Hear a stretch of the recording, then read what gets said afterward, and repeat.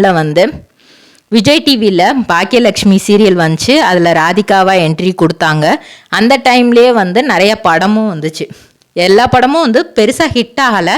ஆனால் வணக்கம்டா மாப்பிள்ள, பேய் மாமா, 333 இப்படி நிறைய படத்தில் நடித்தாங்க. தெலுங்குல வந்து 2022 ஹைவே அப்படிங்கிற மூவியில் ஜெயா அப்படிங்கிற கேரக்டர் பண்ணியிருக்காங்க. 2023 வந்து சத்திய சோதனை அப்படிங்கிற படம் பண்ணியிருக்காங்க. அப்புறம் சூரகன் அப்படிங்கிற படம் பண்ணியிருக்காங்க. 2024 இப்போ வந்து ராஜா கிளி அப்படிங்கிற படத்தில் வந்து சிந்தாமணி ரோல் வந்து பண்ணுறாங்க.